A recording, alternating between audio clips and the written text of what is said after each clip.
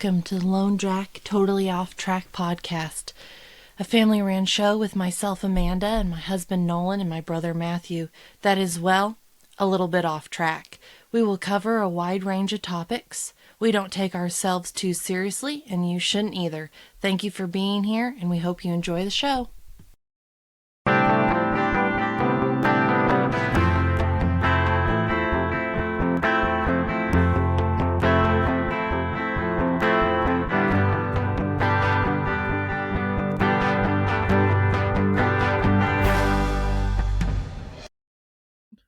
Yeah, well, okay. The banter is my favorite part, but I got a little feedback from our audience, and they were requesting that we go back to themed episodes. But for banter, I went to a concert last night. It was not a metal show. It was an artist called Jutes. I've always said he was going to be the next big thing, and it's true. Venue, Globe Hall in Denver. Very small venue. There's probably only like 100 people in there. During one of his songs, I looked up, and there's something in the corner of my eye, and I go, oh, somebody's crowd surfing at this show. That's not necessarily out of the ordinary. But what was out of the ordinary is this gentleman was in a wheelchair. So the last thing you're expecting at a concert is a wheelchair. And I couldn't, when somebody crowd surfs, you all have to reach up and try and hold him. He was too far away, I couldn't reach him. And the further forward they were taking him towards the stage, the shorter the people were getting, and then they're also becoming women. And so I got to witness, it was in slow motion for me. I'm sure for him it happened very fast. I got to see a crippled dude fall head first out of a wheelchair into the audience. And I grabbed my wife and I was like, we got to go.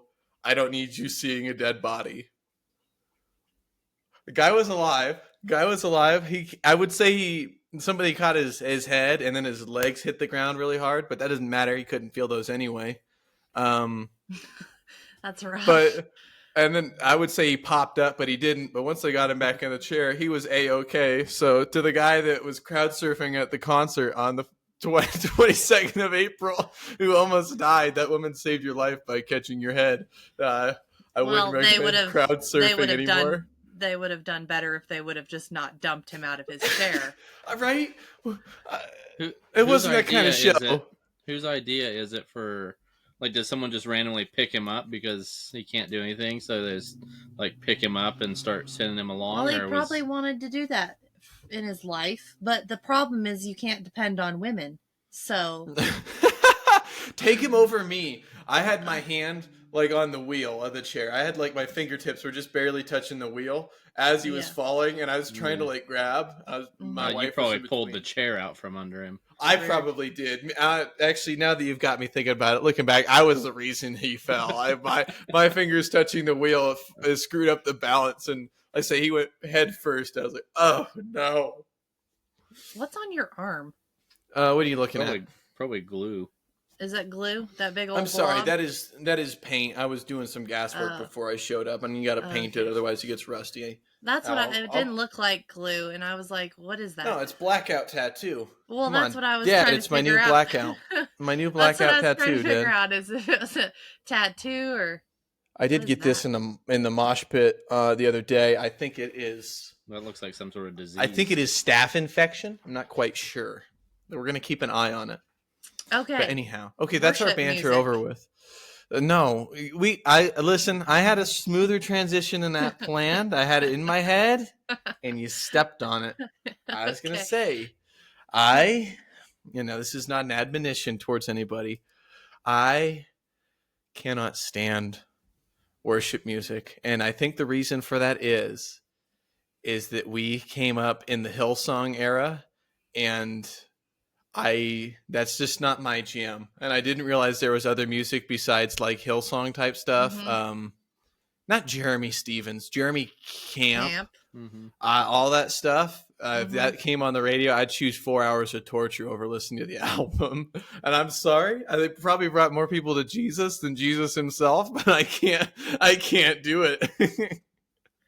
Yeah, well, see, you would fall into the category of one of those people that likes, they have rap and hip hop, and they have any genre any genre of music. They now have Christian music that falls into that genre. And see, I think if you're gonna listen to worship music, why are you listening to somebody rap? But that's maybe something you would like. So you would fall into the, I don't know what's We have happening. our cat's butt on our podcast. That's okay. He's excellent. He's trying to be part of the group. Anyway, but no, that's funny. That's funny. There would be a lot too that I don't like, but there is some that is pretty good. But there is a lot that I don't don't like. But I grew up with not like it was all. Oh, down he goes. He's back behind the seat now. I grew up with all like a cappella, like him. I see. Not any contemporary music. What are you doing? I always loved going to. He's gonna attack the crap out of your head. He's so cute. I always liked going to church. Know what's happening? Are you peeing back there or what? Come here. We'll cut this part out.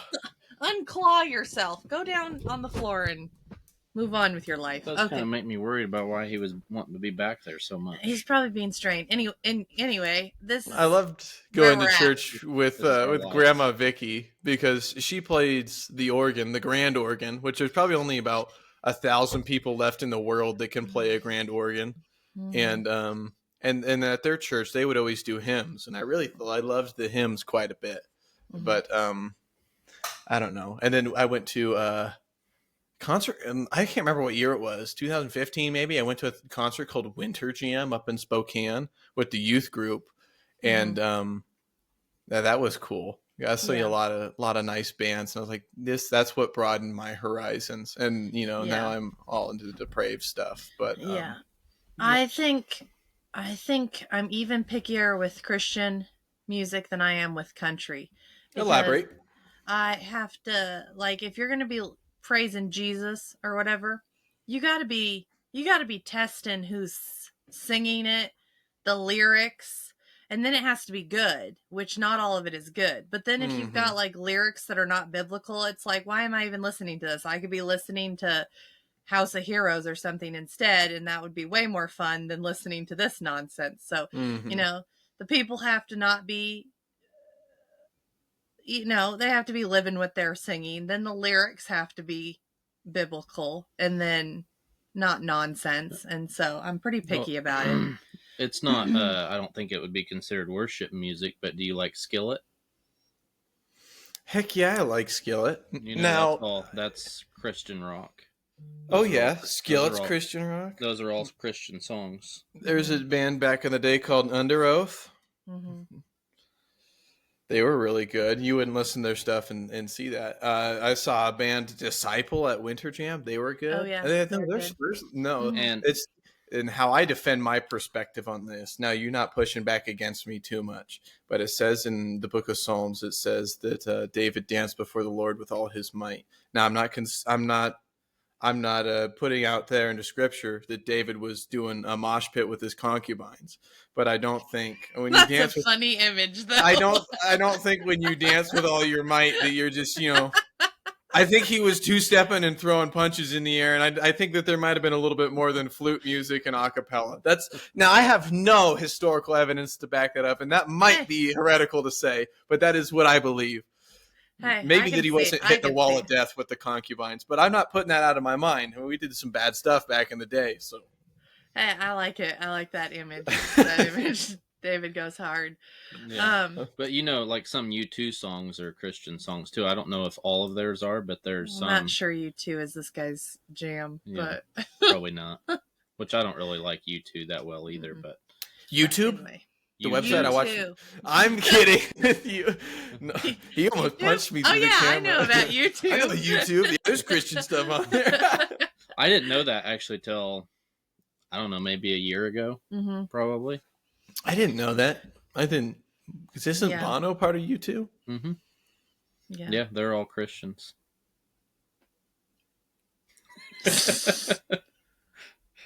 Yeah, we can leave that for another time. Anyway, I'll tell you what. Doesn't Bono have AIDS? I don't know. I guess we could Google it. No, he has a charity that supports people with AIDS. That's what it is. I'm sorry. Oh. No. I'm sorry. Bono doesn't have AIDS. He has a charity that supports African people with AIDS. They have a whole album called The Joshua Tree. And I think Isn't that where people go do ayahuasca in the desert? Are you going to start playing it? No, I was trying to just pull it up without playing it, but there's a song called I Still Haven't Found What I'm Looking For. I believe you. You haven't told me any facts that you've just plain made up yet. That you know of. Yeah. Well, I'm easy to deceive. Me too. I mean, I could read it to the whole podcast. No, it's okay. It's written by Bono. It's okay. We can just go back to our notes. Please. My notes don't have a whole lot of interesting thing. We burned through them and it's only been 2 minutes. That's not true. We haven't even touched your notes. Let me see what else is on here. Oh dear. So, where the streets got us off. Where the streets have no name. I still haven't found what I'm looking for. With or without you. Yep. In God's country. Bullet in the blue sky. Bullet. What? I can't read. Why am Bullet the blue sky. I can't even see the words. I'm not sure why I'm trying. That's starting to sound like songs I like. Bullet in the blue sky. Where the streets have no name would probably be the one I was. Yeah, I think so. That sounds right. Yeah. Anyway. But yes. So I would kind of agree with you, but I also am I guess if I'm going to listen to some of those songs, I like how they were sung then. You know, some people redo. Like, I can't think of a song right now, but like a Hillsong song, they'll redo it, and I'm just like, it doesn't sound right. So if I am going to listen to certain songs, they have to be sung by like those people, that age of people. I wonder if Hillsong ever redid Boy Brushed Red, Living in Black and White, which was an Under Oath song back in the day. They didn't. It's all like emo music. Oh, okay. I don't know. I don't think I've seen that one. No, you definitely haven't heard that song. That hasn't popped up on my radio before. You seem like you're pretty a staunch traditionalist then. Are you big on the sandals and sweats to church then? Well, I don't care about any of that because I'm not actually. I'm just saying, like, you know. Okay, but I don't see at church. Do you really want someone with zero education in singing trying to sing a song other than a Jeremy Camp song? No. No, you don't want me singing total. So I can't sing. In church, let's stick to the normal ones. But yes, in our day-to-day lives, we can worship in other ways. But I don't think I need someone trying to sing a Skillet song. Yeah. At church. It would be worse than just listening to whatever Revelation song or something like that. Anyway, yes. Which, to our parents' credit, to my knowledge, neither one of us can sing. No one can sing, but he's a good he keeps singer. It locked away. Yeah. See, I think that's because you grew up with that. Makes sense, doing a cappella in church and stuff like that. I can't sing at all. And Dad said, if you can't sing, you don't have to sing. Yeah, I can somewhat read music. Anyway, but no, so about clothing, no, I think you should dress up as you would if you were going out to somewhere other than Walmart. But my Sunday best may not be someone else's Sunday best. But also, if you walk into a church, so you're just like a random person and you're just like, hey, maybe I'll go to church today, and you walk in and everybody's wearing suits and floor-length dresses, and you're wearing just your everyday clothes, would you turn around and walk away, or would you go join those people? I would turn around and walk away. I'd think, where the hell's a fire escape? I'd be like, I'm out of here. You got a really good point. So I think but I mean, I like to dress up on Sundays. But I also am not going to be like looking at someone like, oh, they obviously just rolled out of bed. I'm not going to be like, they shouldn't be here. Be like, great. If they did just roll out of bed, this is the best place to be on a, Sunday morning. Well, so wear what you want to wear. I did find myself judging someone at church, I don't know, half a year ago. And I probably shouldn't have, but they did. Well, it was a little funny. They did come to church wearing a Deadpool hoodie. So that was more just funny. The Deadpool needs Jesus too. He probably killed him in one of those novels.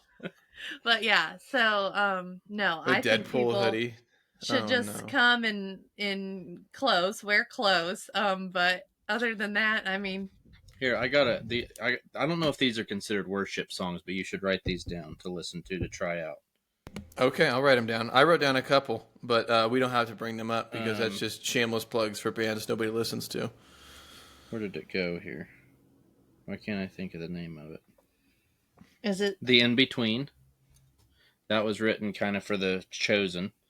It's called The In-Between by Matt Mayer.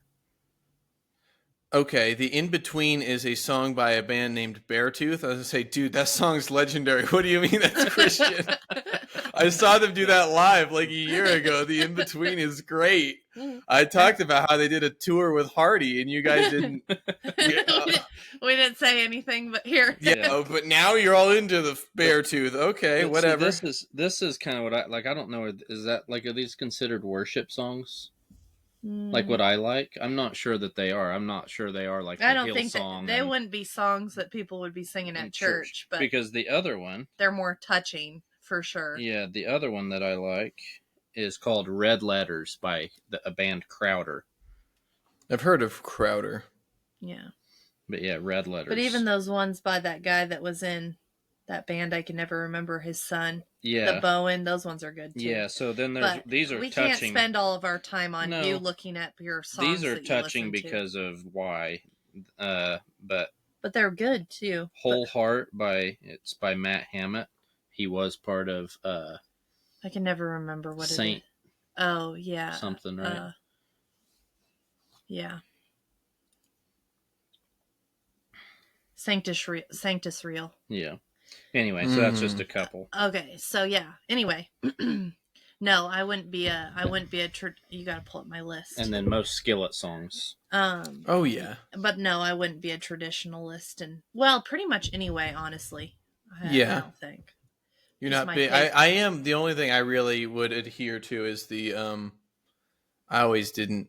I dislike people having hats in the sanctuary. I don't know. Yeah. That was kind of like a brainwashing thing. I guess I never finally got out, but that always has bothered me. But again, I take my hat off in people's house. Yeah, it's kind of more of a respect thing than a brainwashing part. Take my hat off when I eat. You don't wear it at the dinner table. You don't wear it here. You don't wear it there. That's just a. Mm-hmm. I don't know. Yeah, maybe but your head's like a man's head should be uncovered in any sort of respect thing. The flag. Mm-hmm. But will you take it as far as the Hasidic Jews? Will you shave the top and then just leave the sides long? No. I'm not even sure. Little dangling. I'm not even sure, which I guess I don't know. Like, I guess they all, follow different stuff. But if you were to be a Jew and you're following the Torah, it says not to cut anything. So why would you shave any of your hair? Why would you shave your beard? You're supposed to leave everything as is. Isn't that only for the ones that are dedicated to God? No. Like Samson and... No. Ladies and gentlemen, welcome to Judaism 101. Wherever that there is a law written in the Bible, there is some kind of a loophole or a workaround in modern Judaism to, I don't know, not everything per se, but like the island of Long Island is roped off with the runes on it so that Jews can go anywhere in Long Island on the Sabbath because the whole island is considered their home, whereas typically you aren't supposed to leave your home except to like walk to church and back. Mm-hmm. The whole island of Long Island is considered their home. So there is like workaround where the Bible does say that, but then you can cut hair for like grooming. I know I had a book I made about halfway through. It was very exhaustive and I only remember about half of it. Oh. Am I back? Mm-hmm. What do you mean I was You're gone? Back. Oh. You were gone. How You're long? Back now. How long was I gone? This is a second. Yeah. Well, you should have interrupted me because now I look like an idiot. But the book was exhausted. Yeah, it was a book of Jewish law, and man, it was really hard to follow. But it was all kinds of stuff like that. About there was like 3-4 paragraphs on washing your hands in the morning, and then if you're left-handed, it was entirely different. You start with your right hand and then you wash it 3 times, and you go to your left and you wash it 3 times, and then you shake. You must air dry, and it's crazy. So I'm not sure. Fall asleep listening to that. So. Well, yeah, I'm sorry. I thought I was trying to be good. I'm trying not to be. The Jews aren't big in the media right now, so I'm trying not to be too crazy on them. I don't know. They'll being ignorant and anti-Semitic would be a bad label for the podcast with 4 listeners. We already have Idaho in the title. That's all we're known for. Yeah, well, that's someone else's problem. Anyway. Well, I'm sorry, but yeah, that is Old Testament stuff. Anyway, it doesn't matter. So you and I, being siblings, obviously went to the same we church were married. Growing up. We were married for 5 years. Well, I think that's more of a Southern thing than Idaho, but I guess maybe. Okay, whatever. Please continue. We went to the same church. Mm-hmm. Nolan, on the other hand, grew up extremely differently from us, in his own little world. Almost. Pretty much raised under a rock. But I wasn't as much as a lot of other people. But he broke through. I may have always got some labels. I think my head might have been outside the rock at all times. Yeah. Peeking out. My head was outside the rock. Like a worm. Just like, whoop. Yeah. Anyway, so do you have any thoughts about your church? Well, any positive thoughts? I mean, I did like learning how to sing, I guess, and that doesn't get taught, I guess, in most places or schools. You have to go to special like music class, and which we kind of had in school. Like we'd have like once a week or something, but we would sing every day and in school, and then so yeah, I kind of learned that. I wasn't very good at that good at it, but I can kind of read music. I don't know if I can just like see a song and just sing it myself, but if other people are singing it, I can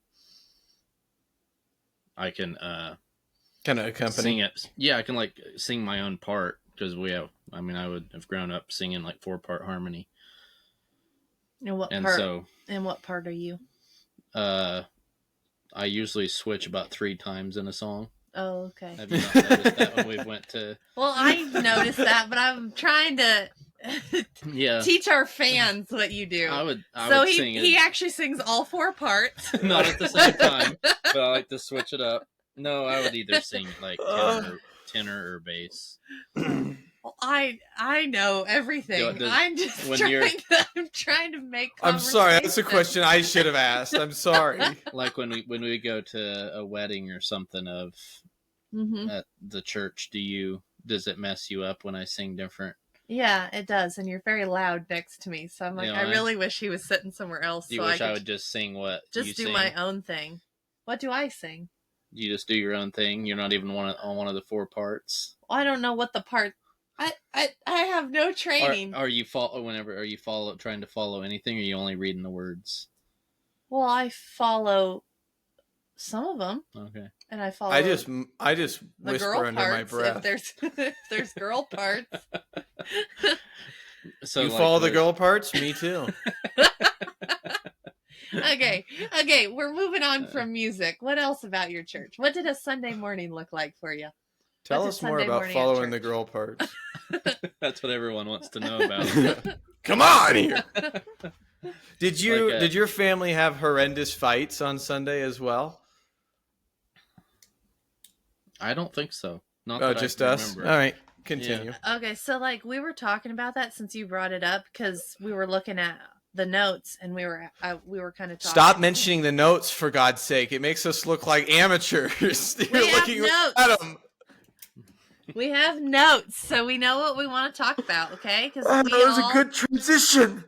We're like the blind leading the blind, so we have to have some kind of direction. Okay, this is we're like the sheep, and this is like our border collie keeping us in line. Well, our one fan bitched about us rambling.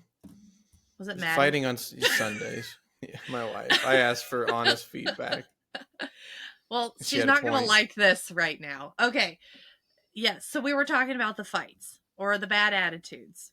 And because I said that a lot of people would say that it's because the devil doesn't want you to get to church. Nolan said that he thinks for him, if you know how, because the bad attitude, he said that this would have been maybe true for him. So I'm not ratting him out. He said this. Okay. He said that if you're going to church, you know what you're going to hear about. And if you're not living how you think you should, or know you should be living, and you know what you're about to hear, then you're automatically just going to be in a bad attitude, because you just know that you're going to hear about everything you're doing wrong. And right? Yeah. Is that what you were saying? The So spirit of conviction. That's right. Yeah. And so you got a bad attitude because you know it. So I don't necessarily know. I know a lot of people give way too much credit to the devil on everything. Oh, the devil this and the devil that and spiritual warfare this. Sometimes I think it's just yourself. And from what he said, that was definitely a conviction. Obviously, he knew he wasn't living right. And I don't know. Maybe that's why there were issues in our house. Maybe it's because there were people not living right that were fighting against how they should be, what changes they should be making. I don't know. I can't speak for anyone. But yeah, so that was at least our thoughts on it. I like that. That's much better than, the devil didn't run the gas out of your car. Yeah. No. You know, the devil's trying me today. I ran out of gas. No, I don't believe that's the case. You're giving him a little bit more power than I think he has. The devil didn't. The little gauge on your dash at 50 miles. He didn't empty. slide under there and suck it out while you were asleep last night. He only has as much power as a human gives him. He's not any more powerful than that. He doesn't actually have like power like God has. So he only has as much as a person gives him. And so if you think that or you're like, oh yeah, he's doing this to me, he's doing that to me. Well, then you just keep giving him more power because it's all just in us. I saw a guy today. He said that, which I don't know. He's like one of the, I don't know exactly what you would be. He has lots of good stuff. So I don't know if this is true, but he says the devil is mentioned in less than 1% of the Bible. So why do we spend the majority of our time talking about him? Yeah, 80% of our time talking about him. When he's mentioned less than. And I think the times he is mentioned is talk about how he's going to be cast into a fiery pit. Exactly. So I mean, it's like 4 times in Revelation. I can't think of any other time. You see how much credence John gave him. So yeah, exactly. Yes. So did John write Revelation? Yeah. No. Yeah. Was it John? Okay. Okay. Perfect. Yeah. Anyway. Well, okay, so what did Sunday morning look like if your family wasn't already at each other's throats like ours? Well, you had a peaceful drive Mom. To church. Yeah. drive 20 minutes to church. Go to Sunday school. Because that's like Sunday school is not just for kids. Like it starts preschool, and then everyone, like you go and you go by grades, kind of, or whatever, and then. I mean, eventually you're youth and then adults. And so that's like 30 or 40 minutes of Sunday school, and then back up to the sanctuary. And the adults would be separated by men and women. Yeah. And a couple, depending how big the church is, a couple different groups to split it down so it's not like smaller. Married couples or something. Yeah. It's men and women. Yeah. And then go sing some songs and listen 20 minutes to a sermon, and then prayer's over, everyone turns around and starts chatting, and you leave. Did you guys do? Man, church potlucks were rare in the non-denominational group. Did you guys do potlucks every Sunday? No, that monthly. Never for just a lunch, I don't think. Okay. Like sometimes there would be like evening things where there would be either a meal or most of the time maybe some snacks. It kind of depended on what was going on. But that was maybe a couple times a year you would have like snacks after church or something. Because there would be church in the morning and church in the evening. And so sometimes in the evenings you would, have. Now here, like once I moved here from Kansas, it was smaller, so there was some Sunday lunch potlucks. Because there would be like 30 people or something, whereas the church I came from in Kansas was like probably 120 or 140. Oh, okay. Quite a bit bigger then. But now I'm not sure what they are, what the Mennonite church is here now. Like it might be up to that. It's a lot of people. There's a lot of people. I'm not sure it's 120 though. No, it might be getting close. It might be getting close to 100, a little under probably. Yeah, it's grown a lot. They're thinking of Well, from what we've heard, they're thinking of either letting the cat out of the bag. Either splitting or they're going to need to get a bigger building because they're running out of seats from what we've heard. So we'll see. Okay. Now I know you and I have talked, Nolan, but what would you say the biggest takeaway of being a Mennonite versus being Amish? Those two terms go hand in hand. I know they're very different versus being like somebody who's like Lutheran or like a Nazarene, but it's like the biggest I don't want to say like takeaway, but like a difference in philosophy. I don't know. You think one or two things? I mean, almost just I don't know about philosophy. It just seems like the biggest thing is just lifestyle to me. Mm-hmm. That's almost the biggest thing is like just the lifestyle of being, I guess, more sheltered and not allowed to have a lot of different things. Not as much as the Amish, where but the Amish is like not there's a lot of different versions of the Amish almost. Like there's just like different communities of them that allow more things. The church I came from was like everyone follows one set of guidelines, basically. What do you call them? Guidelines? Mm-hmm. Rules? Yeah. Laws? Yeah.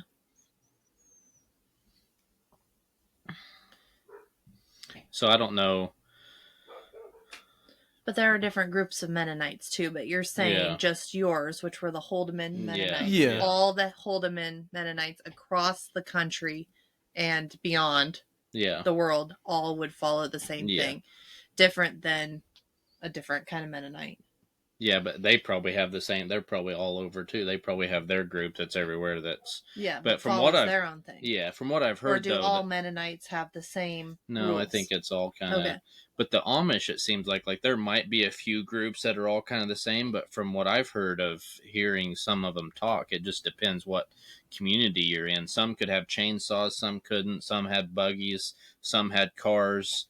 There was some Amish that I always heard growing up. They were called the Black Bumper Amish. They could have cars as long as the bumpers weren't chrome.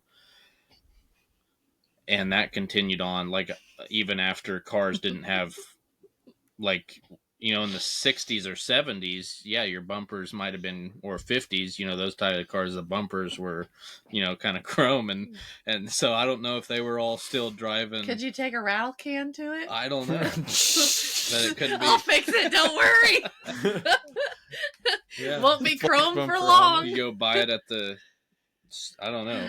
But then, like, there was some Amish a few hours away from where I grew up, and they all just drove tractors everywhere.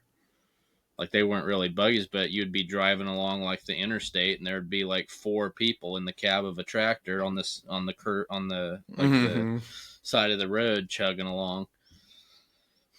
And you'd look, there'd be packed in there 4 or 5 people, some standing, some sitting. Off they go to town in their tractor.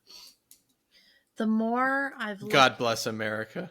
The more I've looked into, because with learning a little bit more about the Mennonites and how Nolan grew up, you know, looking into some of the other churches, Nazarene, Lutheran, Baptist, and seeing what their doctrines or articles of faith are, looking into those, the more I'm thankful, I guess, that you and I grew up in a non-denominational church, because getting into some of that stuff is very silly. I mean, even with our church, I feel like there were a lot of things that, or at least for me, a lot of questions that weren't answered, or people didn't have an answer because that's just how Christians were or whatever.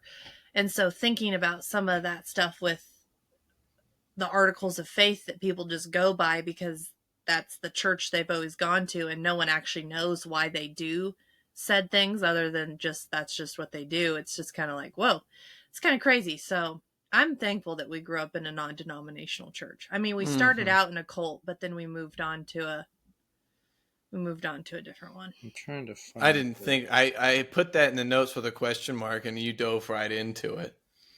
I'm not afraid of making enemies. Well, that is big in the Moscow area. Is a cult. Is a cult. I'm not I don't afraid know. of making enemies with that one either. I don't know if they're Calvinists, right? Is that?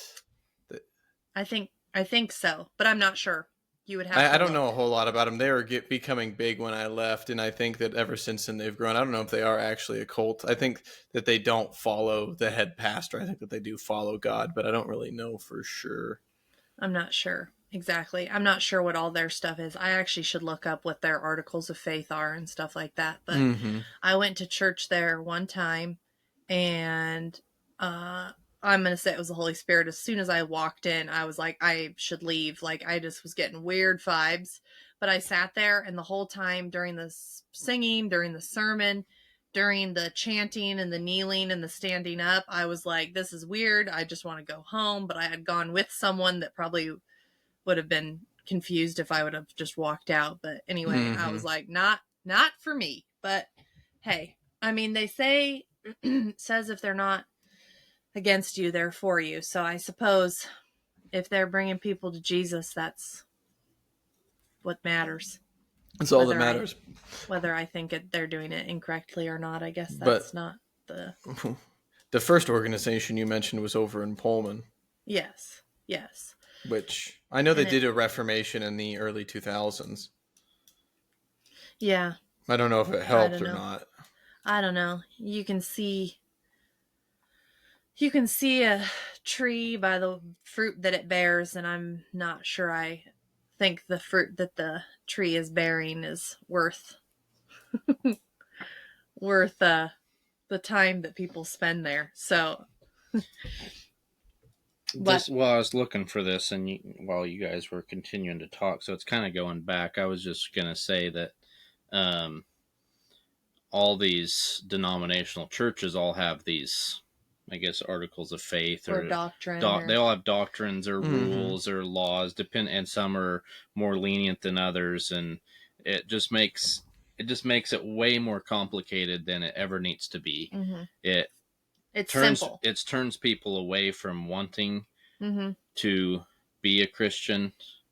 Well, even it's even simple... Maddie and I were talking a little bit, and it was about a podcast. And anyway, it was some Christian ladies that were talking, and they were going on and on and on and on about things you can and cannot do.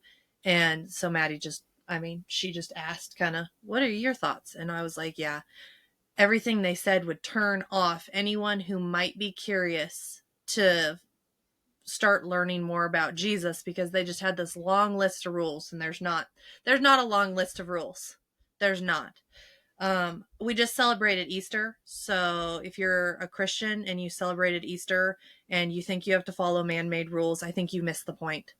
I think you missed the entire point of what we just celebrated. The resurrection of Jesus was to fulfill the law, not to make more man-made rules that people have to follow. Like, here's what I was trying to look up. There's one way to enter heaven.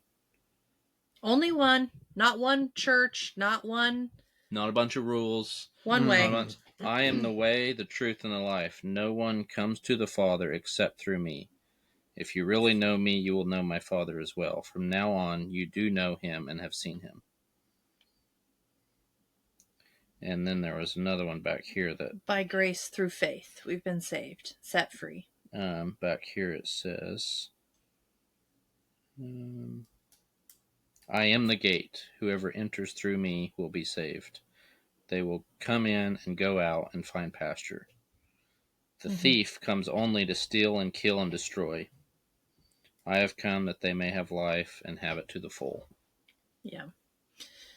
The only excellent rules that we were left with Jesus is to love him and love people. Those are the only two things. And if you do those things, then you're not gonna be stepping. I mean, you love people, you're not gonna be murdering. You love people, you're not gonna go rob their house. You love God, I mean, you're gonna love people. So it's pretty simple. It's not always easy to live that way, but it is simple. It's very cut and dry. On just Sunday, we didn't go to church on Easter, and I didn't feel bad about it. Because what we did with a few friends, we had breakfast, the sun rose, we had a fire, we conversed, We talked. I got more out of that than ever going and sitting in some pews and listening to someone else talk, which I know that is good too, to hear, because you hope anyway that most of the time it's not just them, it's God speaking through them. But still, like there was 6 of us here and then 4 of us for the rest of the time, and it was way better than just going and sitting with other people around you and listening. Well, in the church we spent most of the time, and then we said the church isn't the building, it's the people, right? So it sounds like you guys did have church on Sunday. Yeah, they say where 2 or more are gathered. Yeah. And I think that's what a lot of people miss somehow, even though it goes very into depth about it. And maybe it was just Pastor John that went in depth about elbows and ears and pieces of the body. But a lot of people think that it's the church building, I guess, and that church and that group of people, not the people, but like that, the Nazarenes are the one true church. The Mormons are the one true church. But Mennonites would say they're the one true church. And the people are the church. Sorry, continue. Yes, the people are. I really like Pastor John's sermons. I wasn't, I think, mature enough at the time to appreciate them. But the last couple that I listened to, I really was enthralled. I spent a lot of time. And those, I felt a lot of conviction. And I know people say sometimes it feels like the preacher speaking right to you, because I felt like the only person in that room for like the last one I was there. He was talking about being two-faced. And I for real felt like I was the only person in that building. I was like, I got to get the fuck out of here. I'm sorry, we were doing so good in the episode. We were doing so good in the episode. I'm sorry. But no. He preaches the Bible, and he doesn't preach his own thoughts or a church's thoughts or whatever. Like he preaches Jesus pretty much every Sunday. Like it's not like how to raise your kids, how to do this, how to do that. Like we had some friends come with us, and the first thing that they said afterwards was, wow, that's the first time in as long as I can remember that the whole sermon started, middle, ended all about Jesus and the relationship that we should be having with him and everything. They're like, we've been to so many sermons where you don't get that. You leave and you're like, okay, I don't even know what we just listened to, but it wasn't about Jesus. And that was kind of encouraging because, like Nolan said, he was used to 20-minute sermons, and we both know that Pastor John is not a 20-minute sermon kind of fella. But he has his watch for the fashion. Pastor John does not have his watch to check the time. So when Nolan first started going to church with us, he's sitting over there snoring because it's been an hour and 15 minutes, and he's like, when is this going to end? The thing is I think with him, you almost could leave at 20 minutes and you'd have the same thing, because he does sometimes kind of try to retell it. Says for the same everybody. thing multiple ways. Sometimes, not all the time, but so sometimes I think if maybe you don't get it till the last bit. But you might get it in the first 20 minutes, and then the next 40 is him saying it to the 15 other people that need it. They're said their way for them to get it, I guess. Well, but oh yeah. Well, the last one I attended, it was an hour and 5 minutes of pure conviction. I ran out of the room when that sermon was done. I didn't go back because I knew I had some work to do. That last amen, and you're like, I'm out of here. So was that your Pastor John, and they wondered why I was jumping pews getting out of there. So was that your favorite sermon? That was the one that was the most memorable. I remember, like I said, that was the only time I'd been to a sermon where I felt like, for real, it just felt like I was sitting there all by myself, and he was talking right to me. I was like, how the heck did you know about all that? I don't know. It's Pastor John has always said that. That means it's not from him, it's from God. That's what John always said. He goes, sometimes I do a sermon just for one person, because I'd talked with him a lot. He goes, sometimes there's a sermon, it's just for one person there. Sometimes it's for everybody. And you're saying, this is one for me. That was like a year. before, and he started about the topic, and I was like, "This, I think I'm the one person this one's for." That's funny because there were probably other people sitting there thinking the exact same thing of this is just for me, Yeah, how many times are we gonna get this old rigmarole? And I was sitting there sweating, bullets coming down. Once they're hitting shoulders going out the door, everyone's like, "Oh, I guess that was for everyone." I guess that was for all of us to hear. Yeah, I said to the family, "I'll be waiting in the car," and I ran. No, but oh my goodness. What about you guys? You have one that was memorable? I don't know. Favorite's maybe a midwit term, but just a memorable sermon. I don't know. I really like his sermons because he would use things that, would he would do things that would make kind of an impression. But like the one that it was really funny, I guess, or it was kind of funny, but it was also had a good point is, at least what I took from it. But he was saying that, you shouldn't give up on your friends and family, if they turn away or whatever. Don't give up on them because you want them to be with you in, the eternal. And he said, just like if I have a heart attack or whatever and I'm on the ground and someone's giving me CPR, like, I don't want you to stop. Like, your arms get tired, you just get up and you just start jumping on me. Oh my goodness. Like, he's like, don't give up. And so I was like, okay, I can remember that. Don't give up. I remember never laughing harder than when Steve would do sermons. He would get you to laugh, and then he would get you with conviction. Steve was just phenomenal. And then the one time he jumped up on the chair and then he's like, I didn't even know I could do that. Do you remember that one? I do remember that. I don't remember what he was talking about. He was obviously into the message, but he leaped up on the chair and he was like, I didn't even know I could do that. It was hilarious. Must have been from the South. I know the Baptists have really animated sermons. Yeah, maybe. Yeah, I can't remember where he was from. Yeah. I didn't know if I would be able to remember a favorite one, but it's not one of a church I've been at, but Al Robertson, the Duck Dynasty guy, he has one from a couple years ago that's on YouTube. It is, I actually don't think you could listen to that one every Sunday, I think, and like, I think it has everything a person needs. I can't remember the name of it. I'll find it here to What is Love? Is that what it's called? What is Love by Al Robertson? I think so. It's the best thing. Like, it is unreal. Or the greatest of these is love, maybe.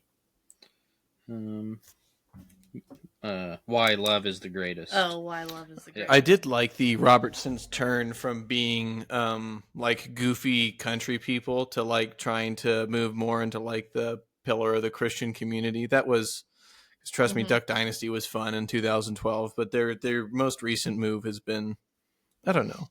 It's made them seem much more serious and credible, which is nice. Which I think they were, and then that made them. That show was just about them being funny or whatever. And, they moved. They've always been that way. But now, Did you guys ever watch The Blind? Their movie that just came out. What was that last year? No, I didn't watch that movie. You guys should watch it. It's pretty good. Okay. The Blind. But yeah. So if you're ever bored, anyone. It's called Why Love is the Greatest, Al Robertson. Just search that on YouTube. It's only 33 minutes long. Yeah, it's a good one. I will say, I now that I'm a little older, I have a little bit more patience. When the sermon's going for an hour, I do wish we'd have a 5-minute break to grab a bite to eat or something like that. Because man, you never get hungrier than it's 11:30 getting out of church and your stomach is just screaming. Never been. My mom is right. I've gone a couple of days backpacking with really little food, but man, an hour of sitting in church with no snack will just kill you. Well, I know. And sometimes John's like, well, in Africa, they listen for 4 hours. Well, they walked 12 miles there, so they're not going to just turn around and walk back after an hour. I'm 2 minutes from home. Yeah, like we're not. We can't do it. McDonald's is across the street. Okay. Yeah. And then, I mean, you can go back further. Was it Peter that was preaching? And a dude fell asleep in a window and fell out several stories down because he fell asleep while Peter was preaching. And Peter had to go raise him back to life. Yeah. Yeah, get that bugger back to life and let's keep on going. Yeah. Sorry, little fella. But he'd had enough and fell asleep. Ever hear that? I think it was Theodore Roosevelt got shot giving a speech, and then he was fine, and he's like, he went right back to giving the speech. That's funny. Yeah, I think that it winged him, or they missed him, or something like that. But yeah, it went right back to giving the speech. That's he got that from the Apostle Peter. Yeah. Let's not let it death. Let's not let that stop this sermon here. Let's get right back to it. That's funny. Let's see what else is on the list. They only okay, fine. Stop mentioning the list. We can just show the list to everybody. I have family projects after church. Oh yeah. What did you guys do? So my wife and I we've talked about this because I consider doing chores together quality time, and my wife doesn't necessarily do that. That's just doing chores together. And I said, listen. And it's just been a perspective thing because growing up, all we did was everybody did like their jobs during the week. And then come the weekend, we would stack hay, we would clean out the barn, we'd cut down trees, we'd rake pine cones, we'd do this, we'd do that, we'd do new fence. And it seemed like sometimes Sunday at church would be like the only break. Dad would be like, okay, after church, we're going to eat lunch and we're going to go right back. We got to finish up that fence before we all have to go back to work on Monday. So would you be starting these projects before church, or this would be on Saturday? And we usually do finish up from Saturday on Sunday. Okay. And sometimes we'd have 8 hours of work to do and be like, well, if we work fast, we can get it done before dark. Sorry, that was my boss texting me. I'm not trying to look at my phone. Too. I actually don't remember this, so I must have blocked What do you it mean? out. Now it makes it look like we lived together for 20 years. He makes it look like I'm giving this up. Like it's made up. I lived with you for 20 years, but you didn't live with me. You didn't live with him for 20 years. Well, he was in her womb as an egg. Yeah, but we got married when you were 20. So. I know. So he was an egg for the first 2. Oh, I gotcha. But he wasn't like present. We only lived together for 18 years. You know what this is? I don't know. This is about how big I feel after that comment Nolan just made about me. Wait, what'd you say? He goes, he's wrong. Okay, I made this up. Let's go to the next topic on the list. No, I just don't remember it. I'm thinking I blocked it out. I'm not saying it's not true. I just don't remember it. I don't remember family projects, but I know we had to get stuff done at some point. So you don't remember all the trees we cut down in the driveway? We had like 87 I liked all the trees. I was so bummed when they all got cut down. I almost got called in to help on that project. The trees? You were around then? We were talking. I don't know if anyone else knew. Probably not. She was 16, you sicko.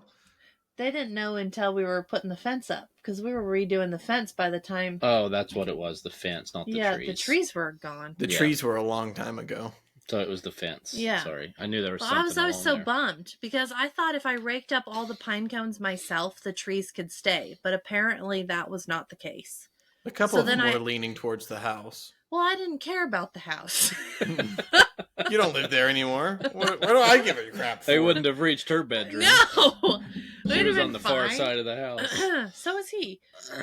But no, I'm guessing they happened. I guess I just blocked him out. Probably because the fight was continued after church, and the snack of lunch didn't help. So much for the Sabbath. I just blocked it out. Observe the Sabbath by keeping it holy. I don't know if we did that. Hopefully the Sabbath was like a Monday or something. You were working on the Sabbath. I never wished harder to be a Jew than on the Sabbath. Like, I don't even want to leave the house today. Turn your ovens and fridges on. Turn it on warming mode, because you ain't cooking, but you're warming that up. Never mind. Oh, dear. Anyway. We're not bad-mouthing the Jews yet. That's next week's episode. Don't worry, I'll get the list together. We can follow it to the letter with bad-mouthing Jews. Don't worry, Catholics are next, and then we'll touch on Islam after that. But yeah. People be crazy. I saw this church etiquette, and I wondered what you guys' No running in church. No running. None at all. Not even if other kids were running and you were at a party. Did you guys try to cut up, or you were whacked on the head or something? Tried to cut up? In church. Like heroin? No, cut up as a child, like... What? play and mess around. Cut up means play? Do you know what I'm talking about? No. Like cutting up is like laughing and joking around. Do you understand this lingo? No. Yeah. Well, I'm from the hood. So as kids, we were what? No, as kids, we went down to Sunday school, which I hated. Okay? I hated it. So you went to did while doing Sunday school through adult. Well, that would be different. We had to go during the sermon to other people our age, and I hated that. Yeah, I didn't want to be down there. I wanted to sit up in church. Yeah, that's dumb. And no, we weren't allowed to move. You had to sit there still, which I was fine with because I'm a good hunting buddy. I can sit down and not move for hours, okay? And that's all I wanted to do. I wanted to stay upstairs with Mom and Dad and listen to the sermon. But no, I had to go to Sunday school, and I didn't like Sunday school. And then I had to go to youth group, and I hated that even more. I did not like it. And now that I'm an adult, I will never do anything like that again. I didn't like youth group either. And I was going to ask you about youth group because I know you have strong opinions. I didn't like youth group, and it was because I was morally corrupt at that point. I was working full time with Dad, so I spent my days working with grown men, and so hanging out with people my age was so foreign because they would just, I don't know, we just didn't connect on anything. Yeah. But like the youth leaders were great because they're like, oh yeah, I've been working a lot, and I was like, hey, that's something in common. Me too, you know. Everybody else was like, this final's kicking our butt. And I was like, that's the same. I just wasn't able to connect. That's the same with me too. Having graduated, early and then getting a job and then trying to be with like these high schoolers that are talking about their boy problems. And I'm just thinking, I just worked a 60-hour week cleaning apartments. I really don't care about your boy problems. Okay. I just sweated out my whole body's weight worth of sweat in an apartment on a 105-degree day with no AC. Okay. I don't care about your boy problems. I don't care about your dances. I don't care about you picking out your dresses. And also, this isn't what I want to spend my little free time doing, is listening to you bitch about how your boyfriend has eyes for somebody else. Also, I was drug here against my will, so my attitude is already subpar. And somehow all the people in youth group were older than me. So they're all like 18 and they still are having these silly problems. And I'm like 16 going, I don't. See, my youth group, it consisted of playing volleyball. Yeah, that sounds 2 times a week. Kind of more fun, but I wouldn't have liked that either. There was some things. Let's be honest. There was some things that were church things, but mostly it was play volleyball from 8 p.m. to 11 p.m. a couple times a week. Mm-hmm. See, they had way more fun. I still wouldn't have gone, and I still would have had to be forced. But I mean, but in church, I probably have slight experiences like you. Everyone else, they were getting up, going, getting drinks. They were going to the bathroom.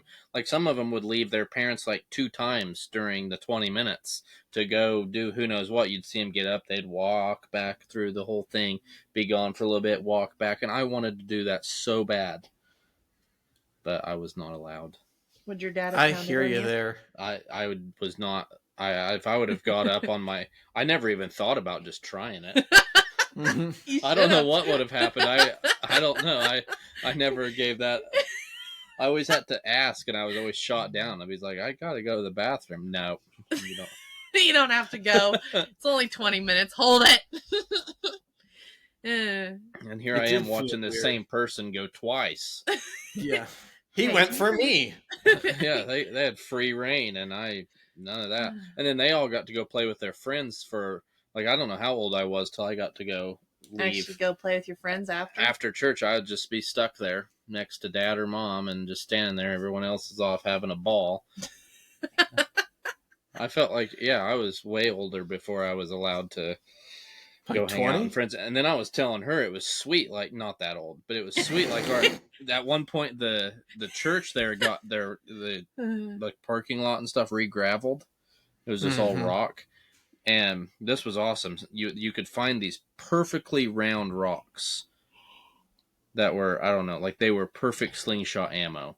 And so you'd just walk around just picking up these rocks, and you just go home with pocketfuls of these perfectly round rocks for slingshot. Like, this went on for, I would say, a couple of years that you could find these rocks. Like, eventually there was no driveway left. Eventually you would have thought, like, no, they weren't like they were definitely kind of hard to find. Like you would walk, like you'd look at an area, you'd move some rocks, and you'd find one here, one there. Like it was kind of a difficult thing to find. They weren't just like that's not what they all were. But eventually, you'd have thought we'd have had it picked completely clean, but we kept finding them. There might be kids there today looking for round probably rocks. Free slingshot ammo. It was awesome. Yeah, like if the guys before us wouldn't have been so damn greedy, there might be a couple left over. Oh my goodness. But yeah. So what is our time at? 9 minutes. Oh, an hour. So maybe we should touch on marriage next time, or do you want to touch on it this time? We can go marriage the next time, since you and I are both experts on marriage. Nolan is. Yeah. I'm a beginner. Me and Nolan are experts. You are a beginner. Oh. I'm a beginner. Well, Nolan and I were both married before, so we're both on our second marriages. Well, I thought you and I were married earlier. It's been another episode of the Lone Jack Totally Off Track podcast. Wait, I had more to say. Oh, go for it. I was trying to cut you off before you could dispute that I've been married before. Well, now I've lost all my thoughts, so it's probably fine. Oh, okay, so we like a show called The Chosen. I don't know if you've ever heard of it. You probably have heard us talk about it. No, it's about Jesus. It's about Jesus. And it's kind of from his disciples' point of view. Like, it's not from Jesus's point of view. It would be definitely from the disciples. Kind of. Anyway. And so it comes out around this time of year, and for the last 3 seasons, they do kind of parts. So, like, this year it was like part 1 had 2 episodes, part 2 had 3, part 3 had 3 episodes. And you can go to the theater and watch it, which is very fun for Nolan. And I go along, and we go up to Spokane to where the recliners are. But anyway, so all this is because I think that another thing you probably won't watch, but I'm going to say you should, because it's actually very good. It's very well done. But a lot of people won't watch it because they think that people should not portray Jesus. And so, of course, there's a guy that's portraying Jesus in there. And, because, like, they even, have problems with the Passion or plays if people do that, because they think nobody should be portraying Jesus. And I was wondering if you had any thoughts about that. Catholics certainly don't have any issues with that. They got a fake Jesus in every building they have.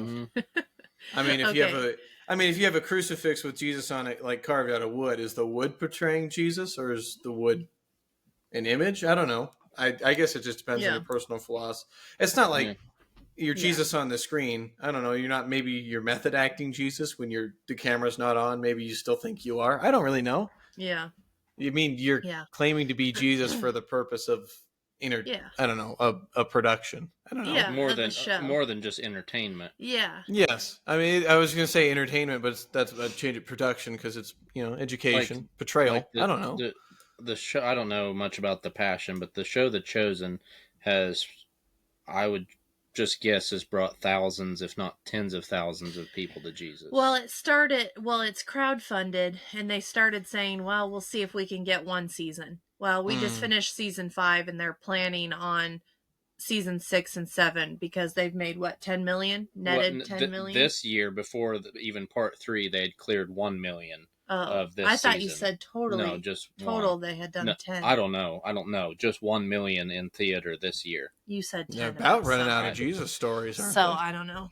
Well, no, because this one was it was the Last Supper. Yeah. So it started with him coming into Jerusalem on the donkey, and then and the last, spoiler alert, oh wait, if you've read your Bible you know this happened, it ended just as Judas was kissing him on the cheek with the temple guards. And I was bummed because I definitely was looking forward to the violence of Peter cutting off the guard's ear, but I guess I'll have to see that in episode 1. I gotta say, a favorite Bible moment is oh my gosh, I shouldn't have brought it up. When they found out that Christ's tomb was empty, Simon, Peter, and who else? John. The one that Jesus loved. He got there first. Yeah, he's like, I passed him. He goes, I beat his ass in the foot race. He made sure that got into the Bible. I was like, I respect it because I would have done that too. I would have been like, yo, we raced there. I smoked him by a mile.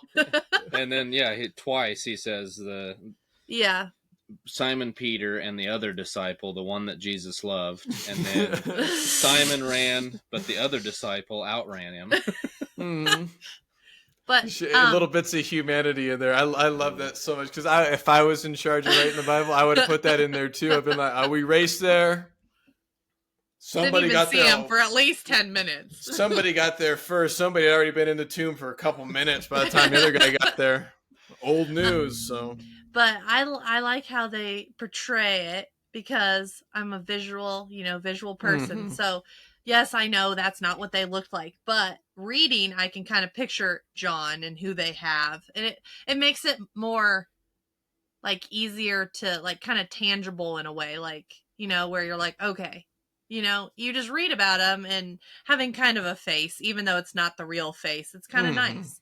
And the way they portray things, like they had in this season, him, Jesus, when he was flipping the tables in the temple, and watching that and seeing it just makes it, how like you can, how angry he was. And like they had it kind of leading up to it that, like in his spirit, when he was seeing stuff, like God was talking to him, like this is not pleasing to him. So he was feeling it and seeing that. And then like when he's praying in the garden,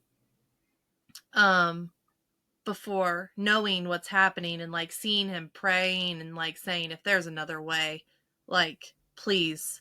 And then it was kind of cool because this didn't happen in the Bible, but they had it in the show, where he's in, right? It didn't happen in the Bible. It doesn't. No. Okay, so in the garden, like he sees like a vision. Abraham and Isaac, and it's when Isaac is a little boy, and Abraham is like, okay, and he's collecting the sticks, and so what they're getting ready to do is they're going to go on their journey where God has asked Abraham to sacrifice his son, his only son, which was a foreshadowing for this. But like seeing that and like him seeing that as Jesus and then Isaac's like, but we've got the sticks and we got this and we got like, but we don't have a sacrifice. And Abraham says, well, God will provide. And so then it just shows like that was the foreshadowing of Jesus coming, and God did provide his only son for us.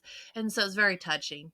And I like how they do it. Like, and then like leading up to it, all the like Mary Magdalene, which they don't go into a lot of like it. She's mentioned kind of briefly in the Bible, but she's kind of a big part in the show.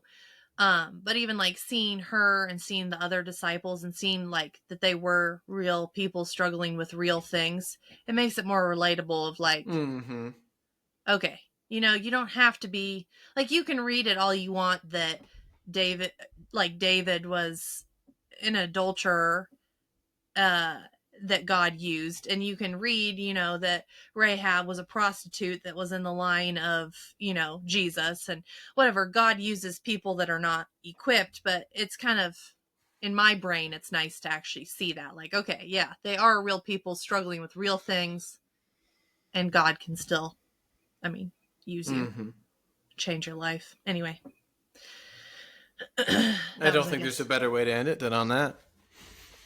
See you next week.